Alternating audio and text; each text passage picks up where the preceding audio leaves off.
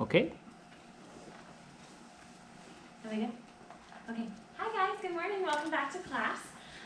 So you are obviously in American history with Miss Carlstrom today. We are going to be going over the Jacksonian Era today. So we're working out of the Eric Foner textbook. So last night you guys should have read chapter 10, which is on the Jacksonian Era. So today we're going to be talking about both the Indian Removal Act and the Bank Wars, which are oftentimes considered two of the most controversial aspects of Jackson's presidency. Did everyone get their reading done? Have a good night with the reading? Yeah? Good. I like to see that. Dawn, did you get your reading done? Yes. Yes. Okay, we'll be asking some questions later on, all right? All right, so the Jacksonian Era is oftentimes deemed as one of the most pivotal turning points in the American executive branch. This is in contrast to the Jeffersonian Era, which we saw in the first 6 presidents, especially when it comes to the policies that were approached with Native Americans and the indigenous tribes. We saw in the Jeffersonian era that a lot of those presidents decided to go with a more assimilation approach. They decided to kind of give Native Americans educational opportunities, oftentimes disguised in Eurocentrist ideas, but they didn't necessarily think about displacing indigenous tribes. They thought about trying to assimilate them. When Jackson comes in 1828, he sees this opportunity past the west of the Mississippi as rural farmland. Jackson is oftentimes deemed as the president of the common man. In his mind, the common man is going to be a white rural farmer. It's very similar to the upbringing he had as a kid. He was an orphan at a young age, and he kind of wanted to give men in similar positions as him an opportunity. Unfortunately, that comes at the displacement of many people that do not fit that traditional archetype. And so as we kind of walk through this lesson and we learn about Jackson and his very rigid approach to democracy, I kind of want us to just ask ourselves why Andrew Jackson is called Old Hickory. That's the name that people often call him today. And this is because of his very strong, rigid approach to the executive branch and the ways in which he used his power to kind of fit his narrative and kind of further his agenda as well. All right, so what was Jackson's goal? So obviously, as I mentioned earlier, let's see, are we good? Perfect. He had this idea of trying to grow the America, right? He is one of the first people that we ever hear about talking about manifest destiny, talking about westward expansion, wanting to just really grow America past the west of the Mississippi. But as I mentioned earlier, there are people there. There are people occupying this space that have been there for thousands of years, and he believes that they need to leave. And so there is a group of 5 indigenous tribes that people deem here. So that's going to be the Cherokees, the Choctaws, the Creek tribes, the Choctaws, and the Seminole tribe. So these 5 tribes are occupying the space. As soon as he issues the executive order for the Indian Removal Act of 1830, these tribes are going to be moving from the west of the Mississippi into Indian reservations in Oklahoma. Unfortunately, Jackson is challenged. Unfortunate to him, he is challenged by 2 Supreme Court cases. We have Cherokee Nation versus Georgia in 1831, and then the next year we have Worcester versus Georgia in 1832. Thankfully, because of what the Jeffersonian era decided to instill in these tribal confederations, is they were aware of what the American democratic process was, and so they decided to file the Supreme Court cases. They decided to file for judicial challenge. In 1831, this first Supreme Court case right here basically says that Georgia has the right to displace the Native Americans, but then in 1832, a year later, they reverse their decision and say that Cherokee Nation has the right to stay in their place.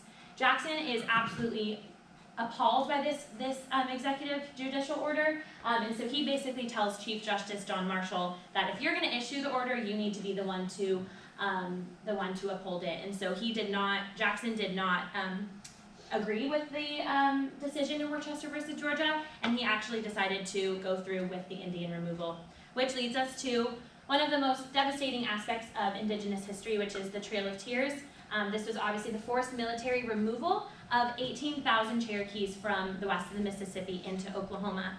As I mentioned earlier, Jackson felt that these indigenous tribes were occupying the space that was going to provide for American prosperity and this American idea of destiny. He viewed them as obsolete, He often demolished them and oftentimes viewed them as savages. And so that's ultimately what perpetuated this idea of having him go through with the Trail of Tears. We see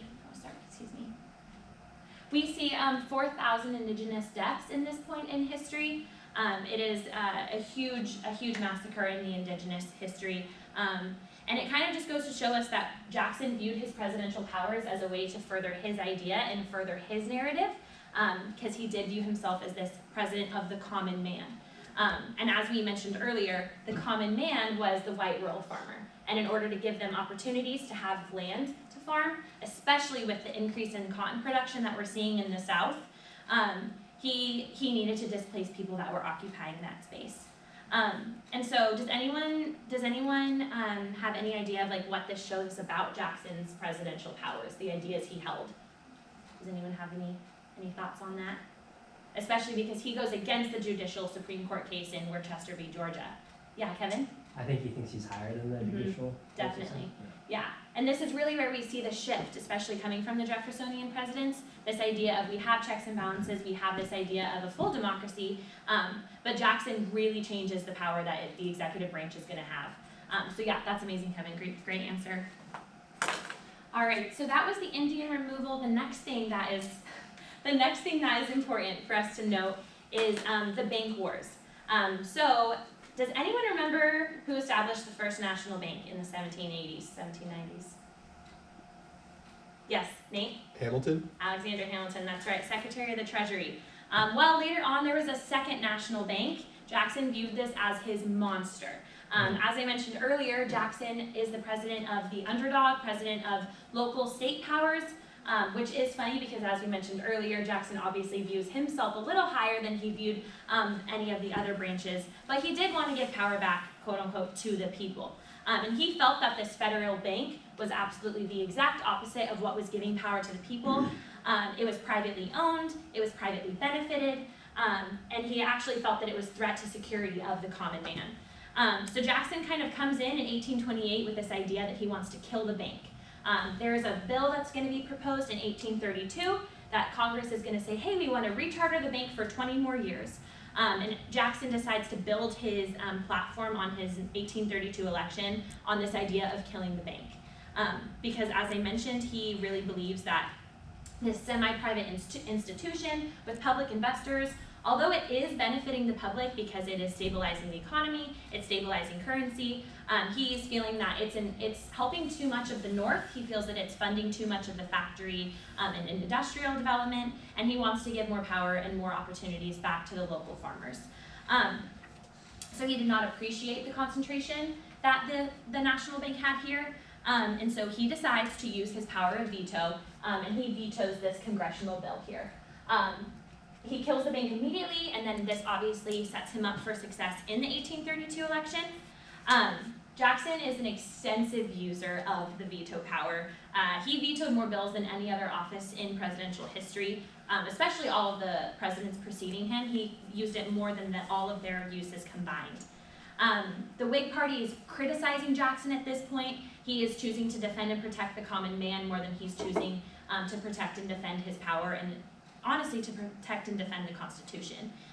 And so that ends up being a very, very problematic perspective for the rest of America, which leads to the enragement and outrage of Nicholas Biddle. So Nicholas Biddle is the president of the Bank of the United States. He is the exact opposite of Andrew Jackson. He grows up in a white-collar, upper-class family, comes from a family of bankers, comes from a family of intellects, and Jackson, especially being an orphan and being someone who had to pretty much put himself through his whole life, he feels very strongly against Biddle, and obviously in turn wants to take down his bank as well. So Biddle works closely with the National Republicans, Henry Clay and Daniel Webster. Henry Clay is obviously the Kentucky Whig senator that we saw. He just passed the Great Compromise back in 1820, as we learned a few weeks ago. And then Daniel Webster is going to end up going on to be Secretary of State under a few presidents like Tyler and Fillmore. So as I mentioned, this is a really big contrast. It shows us a huge historical dichotomy between Jackson's upbringing and Biddle's upbringing as well. So what does his veto do? This is a very famous political cartoon. Has anyone seen this one before? I'm sure, yeah. Here we see Andrew Jackson representing a new American monarchy. He's obviously trampling on top of the Constitution. It's kind of all over the place here. And it really just goes to show that a lot of times, especially at this point after he vetoes the recharterment of the bank, people are outraged here. He decides to now take federal funds that were in the national bank and allocate them and redistribute them to this idea of pet banks. The reason why it's called pet banks is because he employed a lot of people that favored him in this position. So this is really where we see the start of the spoils system come to be, where he's placing people in his life that are very influenced by him and kind of the power he holds. That way he's able to kind of concentrate exactly what he is doing in the local levels. One of the most controversial aspects of this is that he actually appoints Roger B. Taney as president of these local banks. He eventually becomes the Supreme Chief Justice of the Supreme Court during the Dred Scott decision, which obviously is one of the most controversial decisions that we've seen in the Supreme Court. Does anyone know? We'll learn about the Dred Scott decision in a few weeks, but does anyone know what that ruling was? No? All right, well, I'm going to leave you guys hanging. We're going to learn about that in a little bit. And so this, again, I just kind of want to ask you guys why we're seeing another contrast here. We've learned that Jackson wanted to be president of the people and that he wanted to give more power to local states. And obviously now we've seen that he has canceled and vetoed the establishment of the national bank and more powers going back to the local and state levels. The problem with this, again, is that when you give more power to local banks, there's a lot more banks to regulate. There's a lot more banks to keep track of. So regulation is almost impossible at this point, especially because these are people that don't necessarily have the qualifications to be heading up a bank, but rather they were just people in Jackson's close circle. So it's very difficult to regulate the overabundance of banks. They begin printing this idea of soft money, which is basically just paper currency with no economic backing, which obviously is going to show us intense inflation rates. People are going to now start heavily borrowing speculation money, which is obviously going to internally end up really debilitating the idea of like property. So we have people paying for property, paying for land grants with fake money potentially, which obviously again is going to create a huge economic crisis. This is again towards the tail end of Jackson's presidency. So we're going to be seeing him leave a lot of issues here for the preceding presidents once he's out of office in 1836. So right before Jackson is done, he issues this idea of specie circular. So he realizes that he has created another monster, necessarily, and he doesn't know what to do about it. So the specie circular is basically an executive order that says, okay, all property, all land has to be paid for in hard gold and hard silver now. The problem with that is the common man, quote unquote, that he's been trying to protect doesn't have an